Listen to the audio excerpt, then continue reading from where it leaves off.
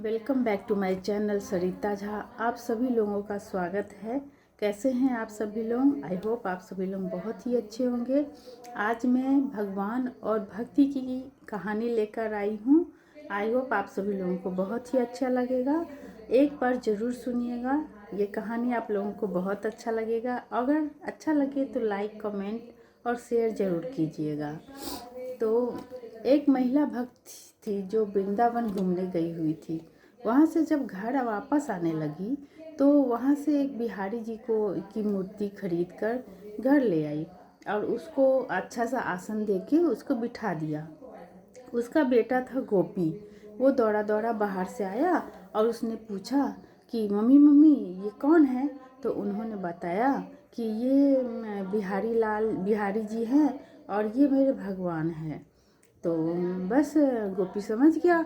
अब दूसरे दिन से जब भी कुछ नया आता, कुछ भी बाहर से खरीद के लाते तो सबसे पहले जो है बिहारी लाल को भोग लगाया जाता। इससे गोपी को बड़ा गुस्सा आया देख के कि ये सारा दिन बैठे रहते हैं, काम मैं करता हूँ और खाने को सबसे पहले इसको मिलता है। तो ऐसे ही में एक दिन जो है मैं उसकी मम्मी ने बोला कि गोपी जा जमुना से जल भर के ले आए।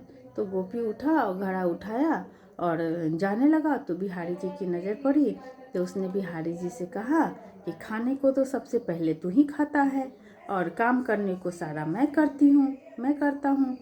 तो अगर इस घर में रहना है तो काम भी तुम्हें करना पड़ेगा, सिर्फ खाने को ही नहीं मिलेगा, नहीं तो यहाँ जगह नहीं है। ऐसा कहकर वो चला गया। और जब वो जमुना जी पहुँचा तो बहुत उसे आश्चर्य हुआ। उसने जमुना जी में बिहारी जी को देखा और वहाँ पे बिहारी जी ने बोला कि लाओ मैं घड़ा भर देता हूँ। गोपी ने कहा नहीं मैं भर लूँगा। बिहारी जी मानने वाले, बिहारी जी ने उससे मटका ले लिया और घड़ा भर के घर में ला के रख दिया।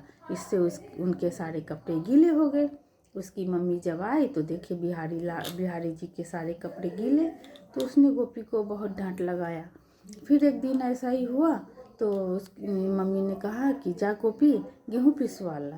तो वो गेहूँ पिसवाने जब जाने लगा तो वो चुपके से गया कि बिहारी जी हमें देखे ना, नहीं तो फिर मम्मी मुझे डांटेगी।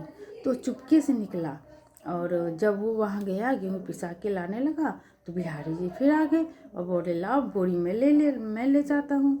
तो गोपी नहीं दे रहा था, नहीं मम्मी मुझे गुस्सा करेगी।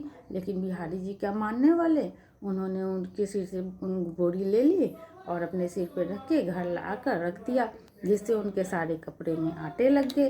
अब उसकी मम्मी आई तो उसने देखा कि सारे कपड़े में बिहारी लाल के आटे लगे हुए हैं। अब उसको डांटने लगी।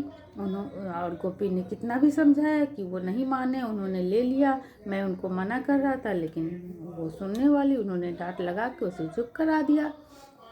एक दिन ऐसा ही हुआ, जलावन ख़त्म हो गया तो उसकी मम्मी ने कहा कि जा गोपी जलावन ले आ। तो गोपी गया तो जलावन ले आया। तो गोपी ने कहा कि मैं तो ले आऊँगा जलावन, पर अपने बिहारी जी को समझा लेना, उसे रोक के रखना, वो भी चले जाते हैं। ऐसा कह के वो चला गया। जब वो गया और जलावन की गठरी लाने लगा तो बिहारी लाल उसके सर से गठरी ले लिए जलावन का। अब जब उसकी मम्मी घर में आई तो उसने देखा बिहारी जी वहाँ पे नहीं थे।